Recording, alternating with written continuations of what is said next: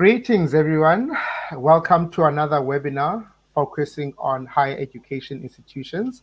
My name is Ese Tustofile, and I work for a company called Cloud EDU, and I'm proud to be joined by two people that are full of wealth of knowledge. I mean, I've got Mr. Alistair Payne here, and I've got Mr. Lance Escobar here, who I'll be introducing to you guys shortly. But just a little bit more about who Cloud EDU is. So Cloud EDU are Google's tier one partners in Africa. So we are located here in Cape Town in South Africa.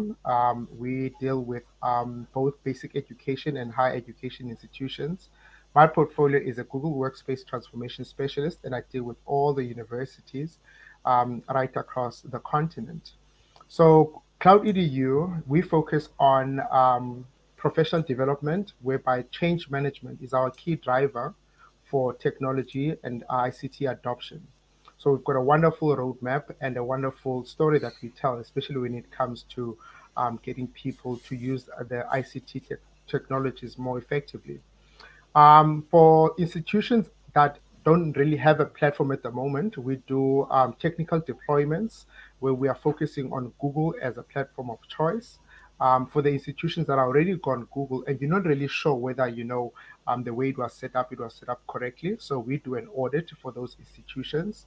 And also we are a tier one Google Chromebooks reseller right across the continent. So if you don't have a device to drive your educational needs, we are happy to assist you in getting the right device for both the educators and also for the learners. Enough about me and Cloud EDU. We've got a wonderful young man here called Lance Escobar. Lance, how are you, Putti? Hey, I'm great, Aseti. Thanks for having me here today. I'm really, really excited. No, it's absolutely a pleasure. And Mr. Payne, are you good? I am indeed. Good morning, Aseti. Good morning, Lance. Good. Morning. Yeah. So tell me, Lance, I don't know you very well. Can you tell me a little bit about Mr. Lance Escobar? Yeah, sure. Yeah. So my name is Lance Escobar. I am a Googler. I've been at Google for 7 years now. My current role is the Google Workspace for Education channel lead here in EMEA. So I look after our partner network. So our wonderful partners such as Cloud EDU, I'm responsible for supporting you as best as I possibly can to make sure that you have all the tools and resources you need to support our wonderful customers across the European region. So yeah, I'm really excited to be here today just to spend some time and talk about Google Workspace for Education paid editions and specifically around security. No, thank you so much. That's so lovely, man. I've seen you in a couple of webinars and I'm like, oh my goodness, he knows so much. I literally just would be listening to what it is that you would say, and I would try and practice it myself, just to sound so eloquent, because I think the confidence in you knowing Google Workspace, I think it makes me feel very safe when I'm in your sessions. But you mentioned that your portfolio is Google Workspace for Education. So we don't necessarily have all universities that are attending knowing what Google Workspace for Education is. So do you mind just quickly giving broad strokes? What is Google Workspace for Education, so that at least we can give them a good sense of what the packages offer? Thanks, Seti. I think that's a great starting point. So what is Google Workspace for Education? Well, it is a set of tools tailored for education that makes collaboration easier, streamlines instruction, and keeps your learning environment secure. And this brings us to explain the editions themselves. So we're just going to review the 4 editions of Google Workspace for Education. Many of you will be familiar with Education Fundamentals. This is the free version of Google Workspace for Education that provides access to tools like Gmail, Classroom, Calendar, Docs, Sheets, Slides, Forms, etc. It's really important, offering access to all of these features. Fundamentals is the prerequisite for each of the paid editions. And we'll be focusing today on the paid editions more, as they offer the more premium functionality and build upon the power of fundamentals as a foundation. So for the paid editions, we have Education Standard. This is where all of your security and analytical features and tools will be come from. We then have the Teaching and Learning Upgrade. This is where more powerful meat and originality reports and teacher tools are delivered. And then finally, we have Education Plus, and this encompasses all the features from Standard, all the features from Teaching and Learning Upgrade, and a few additional sweeteners on top. Thanks, Aseti. No, this is great. So I think I might have seen in a previous webinar with Eleonora, where she actually quickly unpacked these different versions. But when I spoke to some institutions right across Africa, there's always been this general concern. The question has always been, how safe is Google? Is the Google environment as safe as many people tend to see it? That's a great question, isn't it? I think the first thing is yes, Google is a safe platform for your data. When you think about the data that the schools own, it's the school's data. As Google, we're really a custodian of that data. So the data is stored on our servers and used through our services. And so we have a responsibility to look after that customer's data. And so we meet all the industry standards that are required upon us.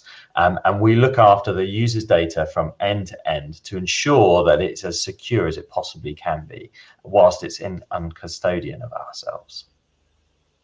Oh, that's perfect. Mr. Payne?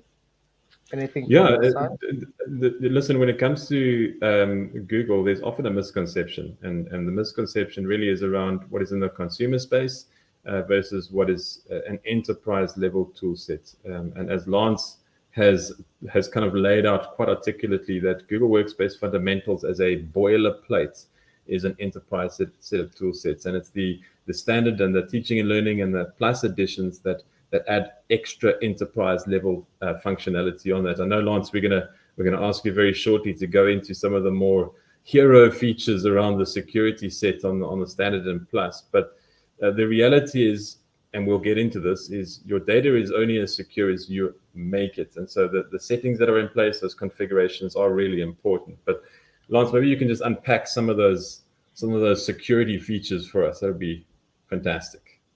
Yeah, absolutely. So, I want to show why this product is extremely relevant for your customers right now. And so to do that, I want to start with a view of the landscape that as customers, they find themselves in. So on the one hand, educators are having to adjust for interrupted learning due to the pandemic in previous years. And whilst they do that, we're experiencing record high levels of burnout. It's an extremely difficult time for schools. There's been a lot of change, and that change has come not without complications. So some key points just to think about. This is from UNICEF, but 584 million children are behind the minimum proficiency levels. Sure. Across the globe, primary school students missed an average of 75 days due to school closures.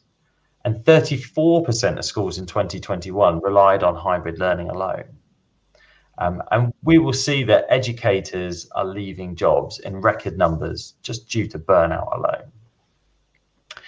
And on the other hand, whilst all this is going on, schools are relying more and more on digital tools and facing heightened data security threats. So there's been a 29% increase recently in cyber attacks having against education organizations around the world. A 29% increase. It's a significant increase. And are we ready for this? Are schools ready for it? Schools are ranked worst when it comes to the industry standard of cybersecurity preparedness out of 17 major global industries. And when they have been impacted, the average data breach can cost $3.79 million to the institution. So it has a significant impact. And what's really not displayed here is the time impact that's also relevant here. It's not immediately discovered that there may have been a data breach. And when it is discovered, there's a significant length of time to resolve the data breach as well. And that's not always shown here. Sure. So how does Google Workspace address these challenges? Well, firstly, by offering enhanced teaching and learning tools to enrich the educational experiences and save teachers' time. This will help reduce stress on educators and just make things simpler in the classroom and supports greater learning experiences. But today, we really want to think about the advanced security and analytics tools to proactively prevent threats and keeping the school's information as safe as we possibly can. So what tools have we got to do that? Well, firstly, I just want to talk about just a couple of the sort of hero tools that we have here. And to put them into perspective, just to help understand them clearer, I'm going to think about it as a proactive tool, a real-time tool, and a reactive tool. So with different perspectives of security. This feature here is the security health page. The security health page is your proactive tool. The security health page gives you a one-stop overview of the features that we highlight as important features to be configured across the domain. And you can browse this list of features very quickly, and this might get updated from time to time as we introduce updates, and you'll browse across these features and you get a simple tick box. So it's either ticked green to say, yes, you've configured it, or it's highlighted in gray to say, you haven't really configured this, or you've configured it, but it doesn't quite meet our recommendations. It's not to say that it's wrong, it's just to say that it didn't meet our recommendations. You can click on any of these features, and then there's a support article behind each of them to help tell you what it is and how to configure it. And as you go through your domain and update some of these, you'll then see those green ticks forming. Sometimes you might look at them and think, well, actually, I just chose not to configure that. Maybe it came up and said, you haven't enabled two-factor authentication across the domain. That's fine. Not all domains want two-factor authentication. There may be good justification for that. So you might have looked at that and go, well, I haven't got the green tick, but I chose not to enable it across the entire domain because I'm a primary school, I have lots of younger students, and it's a mission to get them logged in, let alone with its two-factor authentication. But actually, when you read the support article, you then realize that actually I can enable two-factor authentication across different organizational units. And so what I'm going to do is I'm going to partially configure it. I'm going to make sure that my older students and my faculty all have two-factor authentication enabled for them, and the younger primary level students, I'm going to leave it turned off for those.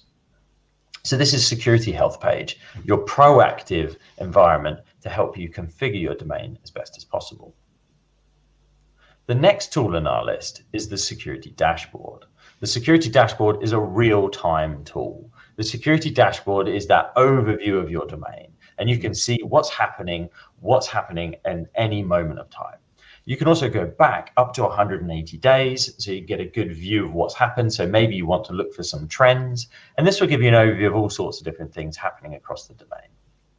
And so maybe it's 9 a.m. Monday morning, you've just come in after a nice weekend, you're an IT admin, you come and sit down at your desk, you've got your fresh cup of coffee in front of you, ready for the day, you open the security dashboard up, and right there in front of you, the spam filter. You've got 15,000 emails that just landed in the spam filter. What's going on? Well, this introduces us to our next tool. Our next tool is reactive security. This is the investigation tool. The investigation tool allows you to drill down into that moment. So right from that security dashboard, one click, you can get straight into the investigation tool. It will be pre-configured for you to show you the contents of the spam filter and a date range that you've set, and it will give you a full itemized list of everything that's inside there. And you can work out trends very quickly. You can divulge into some of that information if you need to. So if you wanted to, you could open up the headers of those emails so you can see who they've come from, where it's come from, who it's addressed to, how it's got into your domain. You can then, if you need to, open the message, providing justification for why you're opening the message, but you can open that message if you needed to then preview it. You can do so without opening the images as well, which is, again, very handy thing to be able to do. And then you could decide there and then, hey, you know what? These 15,000 emails really are a threat on my domain. And so within a couple of clicks, I can highlight all, send to archive or delete them, and then add the justification to why I decided that was what I needed to do. Now, all the actions in there would then be tracked and then added to the logs. And so if you wanted to, you could then create a report and then show these are the actions and the steps that I took. This was the information as it came in. This is what I did, and this is why I did those steps. And so you have a full portfolio of exactly what happened and what you did to remediate it. Now, we do have some other tools as well. So we have things like the security sandbox for Gmail. The security sandbox for Gmail is there for emails as they come into the domain. So as an email comes into the domain, they go through our security sandbox. And security sandbox is looking for attachments or links within an email. And if it sees an email with an attachment inside it, it kind of diverts it off to a separate path, and it takes it to one side for a second. It takes it to one side and then looks at that attachment. Is this something that should be on the domain? I don't know. Is this malicious, or is this good? Has this got good intentions? And so what it will do is it will then take it into a virtualized environment and then run it in a sandbox. And so we'll open that attachment and run that executable. And if it decides that that attachment has malicious intentions behind it, it will then archive it or do whatever you want to do with it and move it to another location and prevent it from ever reaching the user's inbox. If it decides that it's fine and it's got the right intentions, it then allows it through to the user's inbox. And so this allows you to quarantine messages as they come into the domain, and you don't have to configure it. You just have to tick a box to say, yes, I would like that fantastic feature on my domain. Some other tools that you might find really helpful when it comes to security are things like context-aware access. Context-aware access allows you to make policies defined on the context of the user, and so what the intention of the user might be, or where the user might be, or how they've approached the domain. And so as an example, maybe you've decided that you only want your faculty to be able to log into the domain when they're in country. If they're out of country, you don't want any access. And so you can quite simply say, set a policy to say, if a user's in this region, allow access. Otherwise, no access is allowed, except for this organizational unit, which is my super admins, and allow them any region. Or maybe it's something that you want to control the firmware level of devices. And so you see devices coming in, and you can define what the lowest level of firmware is going to be for that device. And if it contravenes that low level, it would then reject that user from logging into the domain. Context-aware access not only will prevent people coming in or allow people coming in, it also looks at when people are logged in. So if you changed a policy and you decided, I do not want anybody from a certain country to be able to log into the domain, if they were already logged in, they would be logged out when you apply that policy. Other tools that you might find particularly helpful are things like advanced mobile device management. Now, advanced mobile device management is also available on fundamentals, but there are some upgrades to it that are available as part of Education Standard and Education Plus. There's two tracks for advanced mobile device management. There's the basic and there's the advanced management. Basic is if you just want to keep track of the devices that come in and out of your domain and make sure you've got some basic policies against them and you allow devices to come in and out. The advanced setup is for when you really want to take control of those devices. This is typically institution-owned devices where you define all the policies, all the settings across those devices. You have the ability to remote wipe them. You have the ability to have full control of those devices as they come in and out of your domain. We also extend that out to Windows devices. So if your school has a range of Windows devices and you haven't converted them to Chrome OS Flex yet, you could still use them as a Windows device on the domain. We have a login tool called GCPW, or Google Credential Provider for Windows. And that tool is essentially a window that goes over the top of the login screen of the Windows device, which gives you the Google Gaia picker. So you can select your Google account. You can then log in with your institution Google account. What that will do is that will use single sign-on in the background to then sign the machine in, and then it then also signs you into any third-party services on the device, such as Chrome or anything else. This then allows the institution control of that device. So as an IT admin, GCPW is an aspect of advanced desktop security for Windows, which allows you to control Windows 10 devices and up. Take advantage of the security protections from two-step authentication as well. So if you have two-factor authentication enabled, it also allows that functionality to work too. And it gives you access to all the Google suite of products that you need within that Windows device. And then another topic, which is particularly important, I think, for understanding on the domain, is a service called data regions. Data regions is a tool that you can use to define the physical location of the stored data for your domain. So you have 3 settings in which you can configure this to. You can either state that I just want my data stored worldwide, use whichever data center you deem necessary, Google, and store the data wherever. Or you can decide to store it in the US, or you can decide to store your data in Europe. These are the physical locations of where the data will be stored. This isn't explicitly all data. This is primarily user data, service level data, may still be distributed globally. To get more information, there's a support article with a real defined list of what that looks like. But when you enable this service, it does take some time to migrate the data because it is physically being moved from one location to another. So we have to allow time for that data migration to take place. But then once it's enabled, your data would then be stored and used in the specified data region that you've defined. I'm sure you'll agree. That's an incredible number of features built into Google Workspace for Education. Those features are easy to use and easily accessible, but they do need to be configured, and we do need to understand them as we roll out to our domains. And that's where working with a strong partner such as Cloud EDU really elevates the programming and the configuration of your domain to ensure that you meet all the requirements that you have. Asetu, I hand back over to you. Thank you very much. Sure. Thank you so much, Lance. So what I kept on hearing you is, you were accentuating on these advanced security features.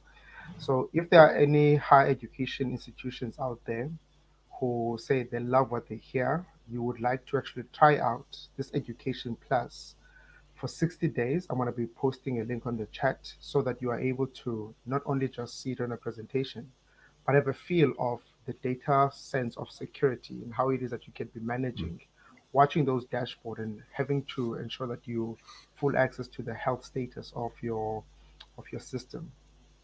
But now I heard you say something quite interesting, Lance, closer to the end of the presentation, which I would like both of you, maybe you can help me understand this. I was under the impression, that if I'm an institution and I've just gone Google, I thought that, my Workspace account comes already pre-configured with all of these safety and security settings. Is that not true? We have over 190 million students using Google Workspace for Education globally. To say that every single student has exactly the same needs and needs exactly the same configuration, I think would be wrong. So Google Workspace for Education, we provide you with all the tools, all the features, and everything you need to configure yourself as secure as you possibly can be. And so we provide all of those fantastic tools. And so my recommendation is always the same, is work with your partner, work with your reseller to really understand exactly what the needs are of your system. Yep. Work with their expertise and the knowledge of our tools to then find exactly how you need to configure your domain. And if you want that peace of mind that you have configured things appropriately, we have the tools built in to support with that too, such as the security health page. You can navigate to there and see, am I up to date as I want to be? Many of our resellers also offer security health checks. And so you can work with a reseller to go through as a security health check to understand, am I in a good place on my domain? Are there any loopholes or gateways that I may have not understood? Also bear in mind as an institution that your policies and your security policies will differ from your neighbors, and it will differ from their neighbors too. And so we don't have that one-stop, one-size-fits-all approach. We have thousands of settings and configuration policies to ensure that we meet the needs of all of our individual customers throughout the world. Yeah, Lance, I completely agree. Individuals are different, and so therefore each individual organization is different. The requirements is different. It differs by country. It differs by institution on where they are, sort of the unique needs at the end of the day. And you're quite right, it doesn't come pre-configured out of the box. There are obviously some base level settings that are there by function of the service, so to speak, but there are hundreds of policy settings, and the onus is on the on the client, the customer at the end of the day, to make sure that they've got those international best practices and standards in place. In particular, sometimes we go to an organization and they've been on for 10 years, Lance, 3 years longer than you've been at Google. And you will know this, and the people listening out there will know this, that things have changed, not just in the last 3 years, in the last 10 years. The amount of spam, the way in which bad actors are trying to grab that data, and they're essentially two types of data. There's your drive data, your files, which is your intellectual property, and then also intellectual property, but your email. And the tool sets that you've brought there and highlighted for us, they're looking at protecting that precious commodity. Seth, if I can take it as a nice segue, and I'm just going to share my screen here. I'm going to pull out three. My job is, as the technical propeller head in the background, is to take what Lance has said and kind of build on that. But it is important, and this is probably the most critical thing that needs to be in place, is if you have, and you've got Google Workspace collecting your email as your email server, you would know this, but your MX record right there in the middle does need to be in place. And there's a set of best practices recommended by Google for that. If that MX record is in place, that means Google is collecting your email and it's doing that basic antivirus search that comes with fundamentals. But for many organizations, they do not go beyond the MX record. In fact, it is a very, very high number. And I'm just going to mention this. I'm always, my team always tell me that I get a little bit boring sometimes, so I'll be quite quick with this.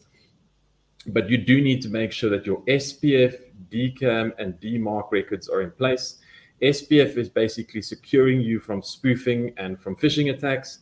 A DCAM record here on the left-hand side, and why I've got a key in there is a key. It's an authentication key that we generate inside the Google Workspace environment.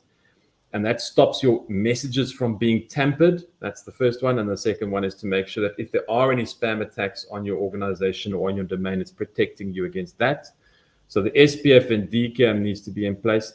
But the SPF and DCAM don't really mean much if you don't have a DMARC or a reporting record in place. And that DMARC is basically checking your security, reporting back to you, and providing that information. So those three records need to be working in tandem, independent of whether you're using the paid editions or not. If you don't have that, that's critical. Google have a tool for that.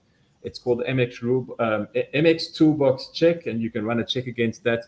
And Google will run a series of checks and come back very, very quickly if your domain it meets that international best standard and practice. So think about building a house. That is your foundation. If you don't have that in place, unfortunately, the first storm is going to come along, the first spam storm, and everything will fall over. And we see this practically happening. I can give you numerous examples in the last 2 weeks where domains have been blacklisted, accounts have been spoofed, financial details have tried to be stolen because these records are not in place. So these are really foundational. I want to mention that. I do want to highlight three feature sets that do come with Plus, Lance, that you've mentioned. The first one that you've mentioned there, I do have a presentation. The first one you mentioned there was the security sandbox. And you spoke very eloquently to it, but I want to highlight how incredibly important this tool set is. You know, the antivirus protection that Google has in place is world-class. You may have a very good antivirus on your Windows machine or on your desktop, or checking your mail in some shape or form, but invariably that's not enough. This is a game that is played, and those bad actors are trying everything they can to grab your data. And so it needs to be improved all the time. This one check of a sandbox takes that file, as Lance has said, and runs it in a sandbox and sees, are there any triggers that are being triggered here that we completely missed when we looked at it as an antivirus? And if it does, then you get to dictate where it goes, either spam filter or quarantined, reported back to you. Again, Google are very good at this. They make it, as you said, Lance, like really simple and easy. And sometimes as a consumer, we miss how powerful that is. It's the trying and testing and seeing if there's an issue in the doing, and then protecting you. So just wanted to highlight that one again. And then, Lance, you made mention of the security dashboard. Again, my job is to do a show and tell. I'll do a demonstration on the last one. And again, this is built from our experience as a partner, on the ground, listening to people. What are they dealing with on a daily basis?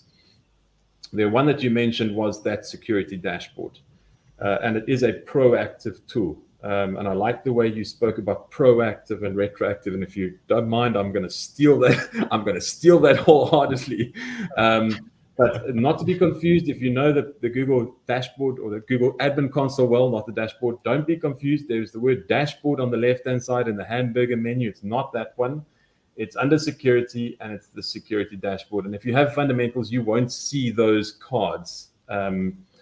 But I just wanted to make mention that is the dashboard that Lance mentioned, that ability, that unified dashboard to be able to see what's happening on your domain. It is customizable. I'll show you an example of that a little bit later. You are able to dictate up to 180 days worth of log files, and there on the right-hand side, the ability to actually customize your desktop, move things around. What pertains to you, you can make front of mind and at the top of your list. I thought I'd just mention a couple of these. One is, are any of my files on my domain exposed in any way? Has anybody shared any of our information? It might be completely legitimate, but I do need to be aware of what's happening. So let's go to this month, and you'll see there, as Lance mentioned, real time. Sorry, Lance, you also made mention of a data breach and timing and how important that is, and being able to pick up that data breach, or if there's an inappropriate email that's sent out, how important that timing is, how quickly you react to something is so important. You know, if you've got a tool set that's not real time, that is taking hours, days to try and find the information, or doesn't present it in a way that's consumable by you easily, you know, then the tool is not doing its job at the end of the day. So and the power here, sorry to interrupt as well. Like, no, please do. You can go back. Like, so if you did miss it for whatever reason, you missed it in that moment, we can go back. We can view as far back as 180 days just in this snapshot alone. So if there were, you know, something to have happened, hopefully we can go back to find it if you didn't already catch it in the moment. Exactly. I mean, in this one, I can see how many files have been shared on this particular day. I can drill down into that report, and I can actually see what's happening and who shared those files. So just an incredible amount of information on sharing of files around email. There's a good couple of ones. Which emails are being authenticated? That's that DKIM, DMARC that we spoke about a little bit earlier. You can see on this domain, everything is being authenticated. I know that I'm well on track for my email being safe. Are my emails being delivered? Are any being rejected? Again, just real-time data as it's coming in. Spam filter, it's obviously aggregating and pulling all of those items that have been marked as spam, but there are three components to that. Phishing, malware, as Google has picked it up. But this one in particular, I do enjoy. This is the user-based report. So this is somebody in your domain that's gone into their email. I'll just give an example here. Opened up an email and marked it as spam or reported it as spam. That's the dashboard or the report that's going to come back here on the dashboard.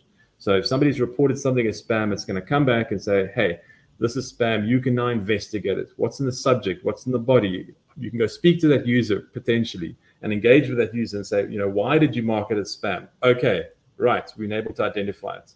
So you just have an incredible amount of flexibility there. There are a lot of other settings in here, like who's been accessing what, which APIs have been accessing what on our domain. So again, just wanted to highlight that security dashboard for us as a proactive tool to be able to, if you don't know what you don't know, or you can't see what you can't see, then you can't make yourself safe at the end of the day. And the security dashboard allows us to do that. Sure. And then just in closing, and I know our time is running short, the investigation tool, Lance, you spoke to that. That for us, we use with our clients on a weekly basis. The timing and the ability to pick up inappropriate emails. And I'm going to do sort of two demonstrations for us, one around email, one around data on Google Drive, but that ability just to drill down into and look for an inappropriate email or something inappropriate on my Google Drive in real time, very powerful indeed. So there are a number of different data logs. As Lance, you said, 180 days worth of data in all of those logs. The example I'll use here is a Gmail message. I'm going to go back to my email. I actually wrote to myself an email. I'm going to open up this email. If anybody knows the movie LA Confidential, then you'll know this quote off the record, on the QT, and very, very hush hush. but there's something inside of this. It's either in the subject, or it's in the body of mail, or it's an attachment, or potentially you've been able to identify it, and you can actually say, right, it's actually got a message ID to it. I'm going to use the message ID as an example here. I'm going to copy that, jump into my investigation tool, and I'm going to add a condition. The condition is this email has something identifiable in it. I'm able to now go and say message ID is, and in this case, I'm going to paste in that message ID and go off and search. And what you'll notice here is on real time. That is what, less than 3 seconds. That email has been able to be found. And as Lance, you quite rightly said, that email can then be viewed by its message headers. What I love here is, does it pass its SPF, DKIM, and DMARC, its security features? What route did it get when it came to Google? What was the pathway? And again, there's often evidence in there to find out if there's anything insecure in your domain. The ability to drop into the message, we're just going to have a reason or justification for that. We're going to say training, able to see the message, and then be able to delete that message in real time. And it doesn't make a difference. I'll have to put this in capitals, delete one message. It doesn't make a difference where that email is, in which inbox, if it matches that message ID, or if I've got combinations of text or dates or anything else that go in it. Let's go back to our email. There's the email. It's cached in the browser. I'm going to just refresh my page, and that email has been removed completely from that inboxes in the split seconds. And no, we didn't use time-lapse photography or speed it up in any way like an 80s movie. That was real time that you saw it taking place. If I made a mistake, able to jump in, restore that email, again within a couple of seconds, refresh my page, and that email is back in my inbox. So that investigation tool for us is incredibly powerful.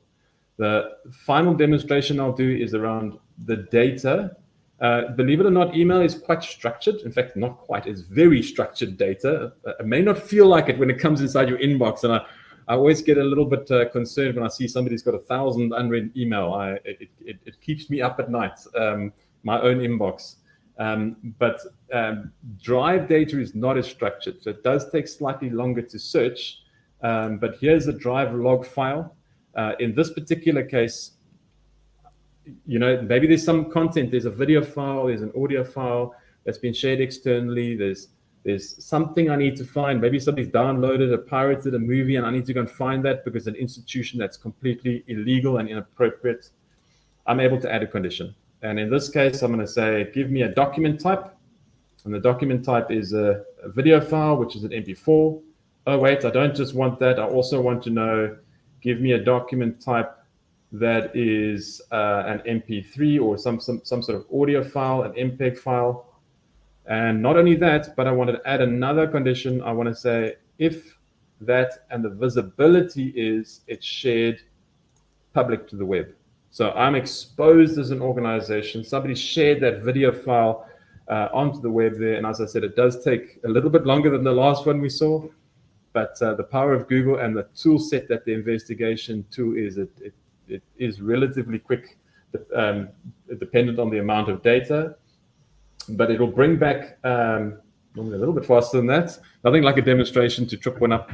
But it will bring back that information for you and be able to display what video files are being shared out onto that particular domain. So, I don't have any. Let me just take that away for a second. That's probably why. I think I may have been a little too tight on my investigation there. Once I have that investigation, there we go. Yeah, I've got none matched. Drive log files. Let's just try an MP4. The funny thing, of course, is I did search for this beforehand just to make sure it was working about an hour ago, and it was working perfectly. So I'll just have to see. There we go. There's an example. But here are the MP4 files that are shared on my domain. What I really enjoy about this is I'm actually able to then take that search, that custom search, and then add it as a custom chart. So I can actually say, add that as a custom chart, go and save that to the dashboard. I can jump back to my security tab that I was dealing with a little bit earlier, back into my dashboard, and within a couple of minutes, there it goes. I need to add a bit more information, but that customized investigation that I have is now available on my security dashboard. So that ability to customize that dashboard, and be able to see things in real time. It takes it almost from a retroactive to a more proactive stance, and we want to be as proactive as possible. So Lance, I mean, the security features within Plus and Standard, very powerful. You know, you always get tripped up on a demo live, but as the viewers can see, just an incredible powerful tool set to be able to utilize. Yeah.